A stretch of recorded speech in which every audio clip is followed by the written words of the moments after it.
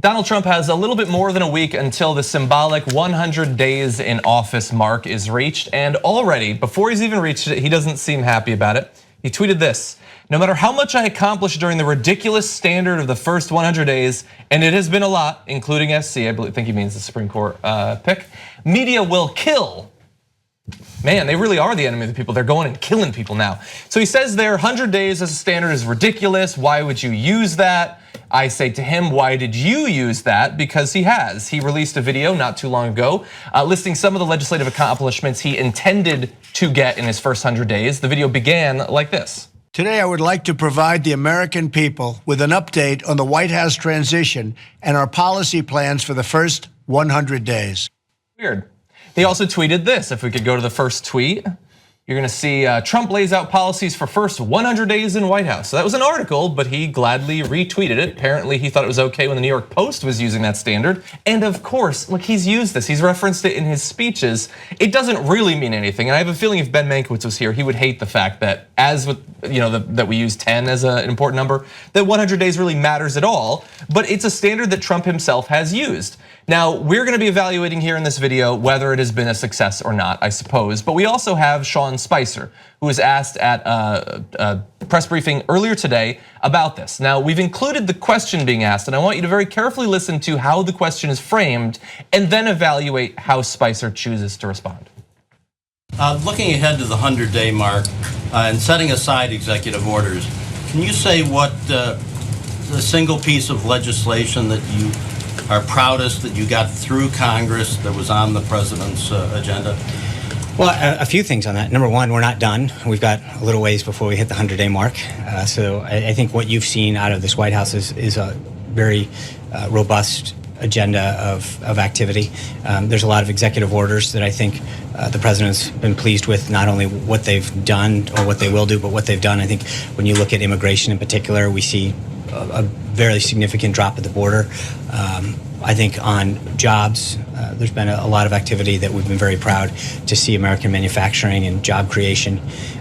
But then there's pieces like what we did today that I think if you're a veteran who's served our country, to know that you have additional options to get health care in a timely manner, or not just but a geographically friendly manner, so you're not driving hours, is very helpful and a strong symbol of how we treat our veterans. There's a lot of things that I think the president's done on veterans, on immigration, on regulatory reform. As I mentioned here, we're now at a dozen Congressional Review Act pieces of legislation that have been signed that have had, I think, a very positive impact and will have a very positive impact on job creation. And I've noted before to you that only one had ever been signed in history before. That's a pretty significant achievement for this president. And obviously, when you look at the confirmation of Neil Gorsuch to the Supreme Court, it's another significant one. But there's a lot, and again, we'll obviously spend some time talking about this next week. But I think we're very pleased with what the president's accomplished, and as he noted yesterday in Wisconsin, the amount that he's done overall has been significant. So the question was not talking about executive orders. What one piece of legislation can you point to? He immediately said, we're not done, we still have time. And then he smiled in a way that he knew what he was saying there. He then went on to list a number of executive orders. He referenced that they got someone on the Supreme Court, which is true. Although I feel like we should acknowledge that they had to use the nuclear option to do it. They couldn't even get it through in the normal way, seems relevant. And then they talked about executive orders. I don't know that there was a single piece of legislation actually referenced there. I mean, he even went so far as to say companies are doing well, there's economic activity, going to that thing of Trump where if a company says that they're going to invest money or if they're hiring people, even if they announced it originally 2 years ago, that's his now. Again, not legislation, but that's what they chose to point to. Can I just go, October 24th, this Donald Trump said, he tweeted out when he was running, he said that I will, my contract with the American voter will restore honesty, accountability, and change to Washington. And at that point, he put out his 100-day plan, 10 things. Middle-class tax relief and simplification, not done. End the Offshoring Act, not done. American Energy and Infrastructure Act, not done. School Choice and Education Opportunity Act, not done. These are all things that he said he was going to do in 100 days. Repeal and replace Obamacare Act, I guess that was done, right? Affordable Child Care and Elder Care Act, end illegal immigration, restoring community. You get my point. He listed all these things. They have listed them as the days have gone on. As this is before he was elected. and nothing. There's zero that he's done, except, as you said, executive orders, which today, and we'll probably get to it later, he turned into executive memorandum, which are sort of indistinguishable from executive orders. It's the least effective, and you're right, 100 days, historians hate it, Ben probably hates it. It doesn't really make a great deal of sense. But when you run on it and you talk about it from day one, you're held to it. Yeah, no, it does make sense because everybody knows what the president does on the 101st day doesn't count.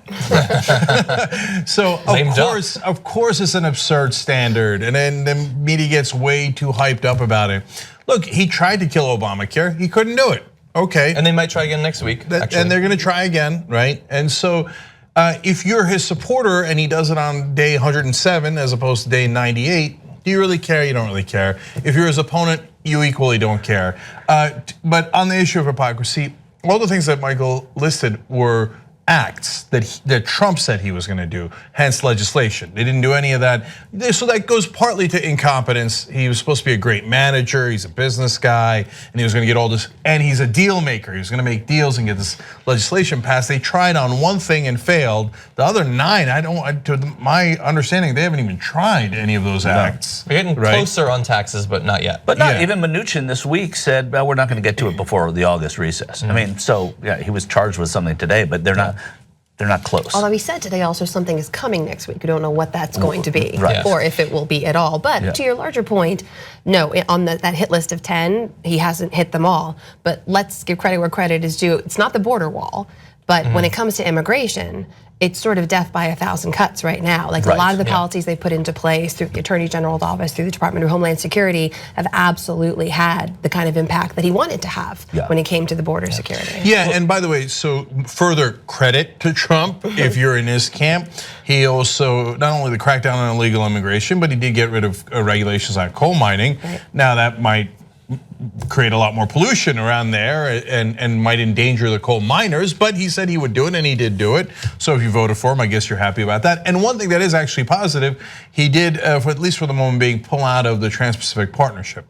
So I'm happy that he did that, and he had promised that to the right wing, and both right wing and left wing are happy with that. I tend to think he'll get back in, right? But for the moment being, credit where credit is. But that's also not legislation, so that's exactly. Well, and that's what's so interesting about it is that the legislation, at least the big ticket stuff that he promised, the stuff that was labeled as populist, even if its effect was not actually populist, he wasn't able to do.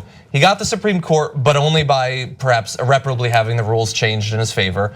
He's done the executive orders, which you can just do. You have wide latitude as the American president to do it. And even some of his most signature achievements in that are being held up in court or were already struck down by judges. And so he's dealing with that right now. That doesn't mean that he has not been a success. It just depends on from whose point of view you're evaluating it. If you're one of the crazy xenophobes supporting him, then you might be frustrated that he hasn't done more to build a wall and shut out foreigners and scary people and all that. If you believed that he was going to make these populist economic moves, if you thought that getting rid of Obamacare would actually help people, then he hasn't been a success on that measure. But if you're a wealthy CEO or one of the richest people, you're still looking forward to the possibility of tax reform. He has stocked his cabinet with people who are 100% friendly to your point of view. And so there, especially with the way that they've hamstrung future regulations on corporations until that's struck down, he might well be seen as a success for some of the far-reaching but less publicized executive orders that he has gotten through. Yeah, if you're a Republican donor, you're thrilled with how Trump's doing so far.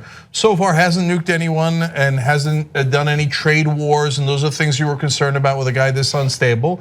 And so far he's promising you a ton of tax cuts, and he's already given you deregulation. And today in the news, there's even more deregulation coming. If you're a Wall Street banker, and then he filled his cabinet with Wall Street bankers. So Wall Street is probably ecstatic and high-fiving about the first 100 days. So it just kind of depends on who you are, if you're happy or not. And let's just check in, if we could bring up graphic 7B, you're gonna see the popularity at roughly this point in past presidencies. And well, by that measure, he's not doing well. 35% is probably not where he saw himself ending up. But I'm sure he'll console himself with a brief browsing of Rasmussen, which is gonna be a little bit more favorable for him. But to be fair, I mean, was Obama much better?